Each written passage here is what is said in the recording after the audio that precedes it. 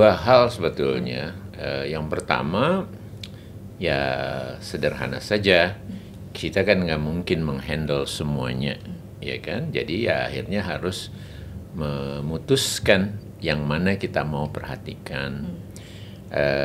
Saya memperhatikan banyak organisasi teman-teman lain, CSO lain, ya sudah memperhatikan berbagai macam tahapannya, prosesnya gitu. Dan secara kebetulan, saya kira ini kebetulan kita punya perhatian sejak NetGrid didirikan, ya kita mulai dengan teknologi gitu ya. Nah jadi ya sudah kita ikut aja gitu. Pernah ada policy paper yang tentang alternatif Sirekap dan seterusnya, ya kami ikutin saja itu.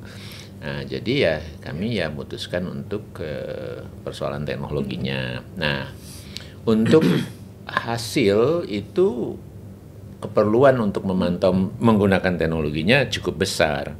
Jadi sehingga ya kami fokus ke sana. Nah, yang kedua adalah ya memang permasalahan pemilu kita ini banyak gitu ya. Semua saling berkait. Tapi pada akhirnya pemilu itu akan bertumpu atau menjadi bagian utamanya adalah perolehan suara. Nah gitu.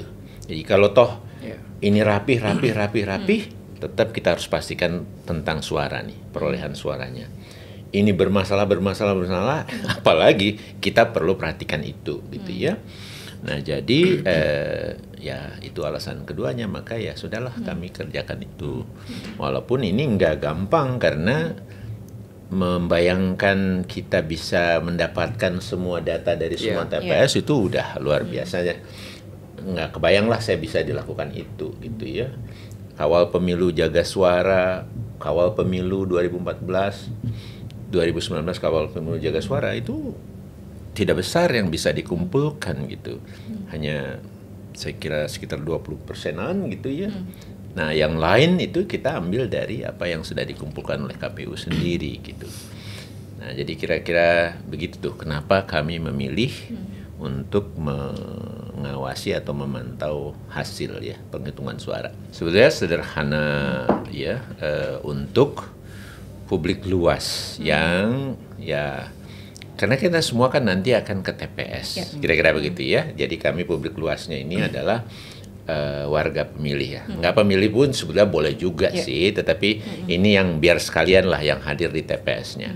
Nah, waktu kita ke TPS, disitulah gunakan kesempatan untuk memfoto hasil penghitungan suara yang tertuang di dalam form kertas besar itu yang namanya C hasil ya, dulu namanya C1 plano, sekarang C hasil. Nah, untuk memudahkan memfotonya itu kami buat aplikasi yang bisa diletakkan di dalam HP. Nah, sayangnya HP-nya Android ini kami nggak mampu, nggak cukup waktu menyiapkan yang iOS base ya. Yang nah jadi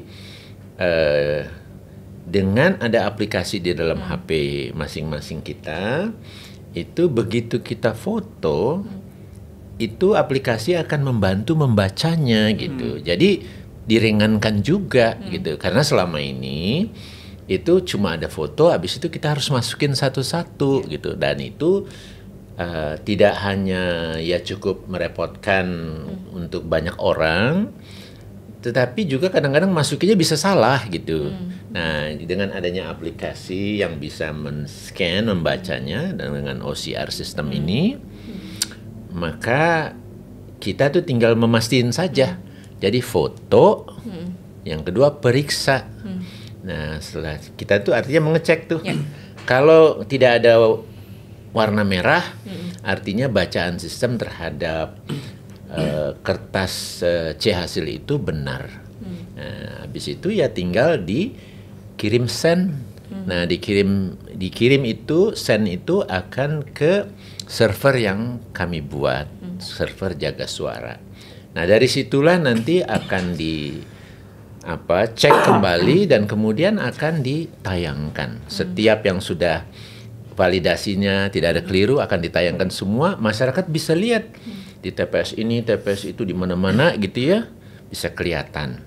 Nah, tetapi kemudian kami juga akan merekapnya seperti KPU merekap. Jadi nanti ada per kelurahan, per desa, per kecamatan, terus naik per kabupaten kota, provinsi dan seterusnya ke nasional untuk pemilihan presiden.